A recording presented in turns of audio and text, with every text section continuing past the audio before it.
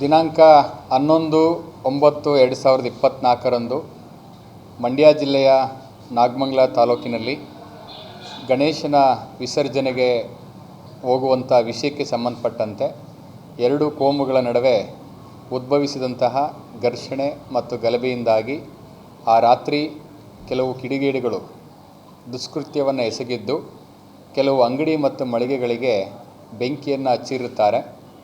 ಅದೇ ದಿನ ರಾತ್ರಿ ಅಗ್ನಿಶಾಮಕ ಇಲಾಖೆಯ ದಳದವರ ಸಹಕಾರದೊಂದಿಗೆ ಖುದ್ದಾಗಿ ನಾನು ಕೂಡ ಸ್ಥಳದಲ್ಲಿ ಇದ್ದು ನಮ್ಮ ಪೊಲೀಸ್ ಇಲಾಖೆ, ಕಂದಾಯ ಇಲಾಖೆ, ಅಗ್ನಿಶಾಮಕ ದಳ ಇಲಾಖೆಯವರೆಲ್ಲರೂ ಕೂಡ ಸೇರಿ ಅತಿ ತುರ್ತಾಗಿ ಆ ಅಗ್ನಿಯನ್ನು ನಂದಿಸುವಂಥ ಕೆಲಸವನ್ನು ನಾವು ಮಾಡಿದ ಪರಿಣಾಮವಾಗಿ ಇನ್ನೂ ಹೆಚ್ಚು ಅಪಾಯ ಆಗುವಂಥದ್ದನ್ನು, ಅನಾಹುತ ಆಗುವಂಥದ್ದನ್ನು ನಾವು ಎಲ್ಲ ತಡೆದಿದ್ದೇವೆ.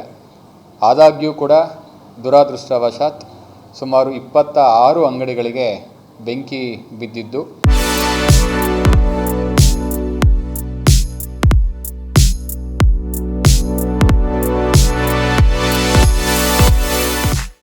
ಇದಾದ ನಂತರ ಮಾನ್ಯ ಉಸ್ತುವಾರಿ ಸಚಿವರು ಕೂಡ ಸ್ಥಳಕ್ಕೆ ಭೇಟಿ ಕೊಟ್ಟಿದ್ದಾರೆ. ಮಾನ್ಯ ಕೇಂದ್ರ ಸಚಿವರು ಕೂಡ ಸ್ಥಳಕ್ಕೆ ಭೇಟಿ ಕೊಟ್ಟಿದ್ದಾರೆ, ಪರಿಶೀಲನೆ ನಡೆಸಿದ್ದಾರೆ. ಮಾನ್ಯ ಮುಖ್ಯಮಂತ್ರಿಗಳ ಸೂಚನೆಯ ಮೇರೆಗೆ ಈಗಾಗಲೇ ನಾವು ಅಧಿಕಾರಿಗಳ ತಂಡವನ್ನು ರಚನೆ ಮಾಡಿದ್ವಿ.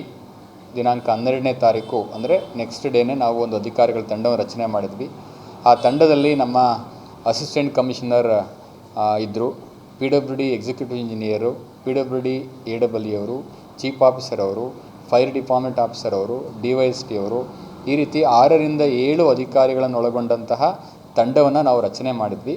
ಈ ತಂಡದವರು ಎಲ್ಲ ಅಂಗಡಿಗಳಿಗೆ ಭೇಟಿ ಕೊಟ್ಟು ಪರಿಶೀಲನೆ ಮಾಡಿ ಯಾವ್ಯಾವುದು ರೀತಿ ನಷ್ಟ ಉಂಟಾಗಿದೆ, ಯಾವ್ಯಾವ ರೀತಿ ಹಾನಿ ಆಗಿದೆ ಅನ್ನೋದನ್ನು ಪರಿಶೀಲನೆ ಮಾಡಿ ಇಂಡಿವಿಜುವಲ್ ಆಗಿ ಪ್ರತ್ಯೇಕ ಪ್ರಕರಣವಾರು ಒಂದು ಚೆಕ್ ಲಿಸ್ಟ್ನ ತಯಾರು ಮಾಡಿಕೊಂಡು ಸೂಕ್ತ ದಾಖಲೆಗಳೊಂದಿಗೆ ಮತ್ತು ಅವರು ಫೋಟೋಗಳೊಂದಿಗೆ ವರದಿಯನ್ನು ಸಲ್ಲಿಸಿರ್ತಾರೆ. ನಿನ್ನೆ ನಾನು ಸರ್ಕಾರಕ್ಕೆ ವರದಿಯನ್ನು ಕಳಿಸ್ಕೊಟ್ಟಿದ್ದೇನೆ.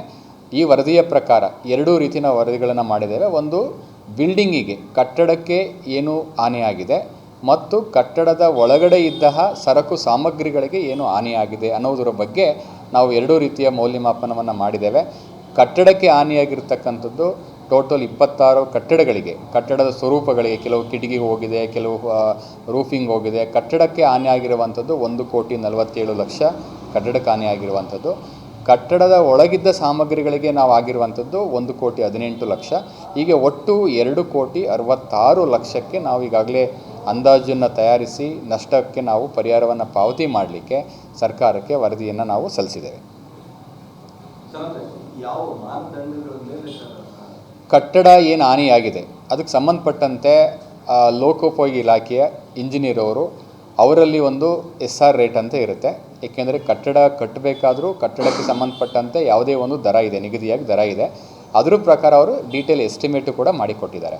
ಪ್ರತಿಯೊಂದು ಕಟ್ಟಡಕ್ಕೆ ಒಂದೊಂದು ಅಂದಾಜು ಪಟ್ಟಿಯನ್ನು ತಯಾರಿಸಿದ್ದಾರೆ. ಆ ಕಟ್ಟಡದಲ್ಲಿ ಏನು ಹಾನಿಯಾಗಿದೆ, ರೂಫಿಂಗ್ ಹೋಗಿದೆಯಾ, ಡೋರ್ ಹೋಗಿದೆಯಾ, ಬಾಕ್ಲು ಹೋಗಿದೆಯಾ, ಮತ್ತು ನೆಲ ಹೋಗಿದೆಯಾ, ಗೋಡೆ ಹಾನಿಯಾಗಿದೆಯಾ ಅನ್ನೋದ್ರ ಬಗ್ಗೆ ಅವರು ವಿಸ್ತೃತವಾದಂಥ ಅಂದಾಜು ಪಟ್ಟಿ ತಯಾರಿಸಿದ್ದಾರೆ ಇಂಜಿನಿಯರ್ ಅವರು.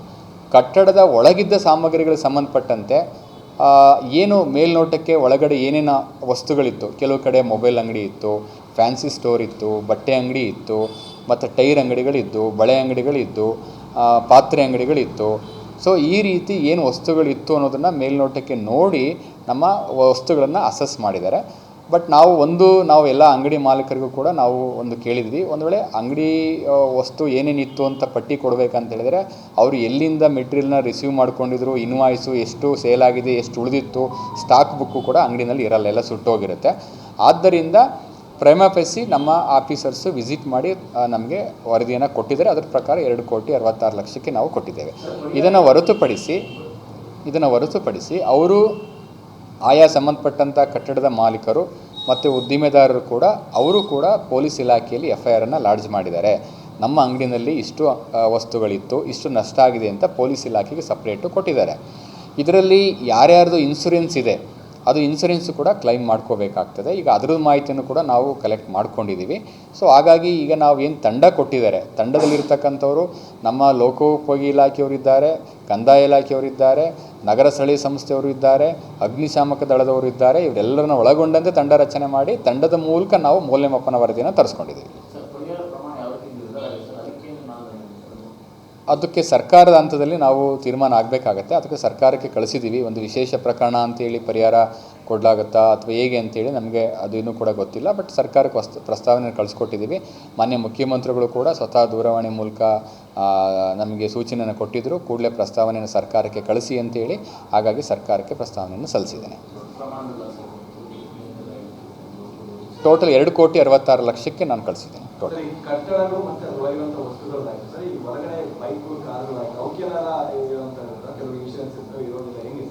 ಕಟ್ಟಡದ ಮುಂದೆ ಈಗ ಒಂದು ಶೋರೂಮ್ ಇತ್ತು. ಕಟ್ಟಡದ ಮುಂದೆ ಯಾವ್ದಾದ್ರು ಬೈಕ್ಗಳು ಇದ್ದರೆ ನಾವು ಸೇರಿಸ್ಲಿಕ್ಕೆ ಏನಾಗುತ್ತೆ ಅಂದರೆ, ಒಂದು ಕೆಲವು ಕಡೆ ಬೈಕ್ಗಳು ಸುಟ್ಟೋಗಿದ್ದರೆ ಅದು ನಂಬರ್ ಇಲ್ಲ, ಯಾರ್ದಂತ ಇಲ್ಲ, ಅಥವಾ FIR ಕೂಡ ಯಾರೂ ಇನ್ನೂ ಕೂಡ ನಮಗೆ FIRನ, ಹಾಗಾಗಿ ಅದನ್ನು ನಾವು ಮೌಲ್ಯಮಾಪನ ಮಾಡಲಿಕ್ಕೆ ಕಷ್ಟ ಆಗ್ತದೆ.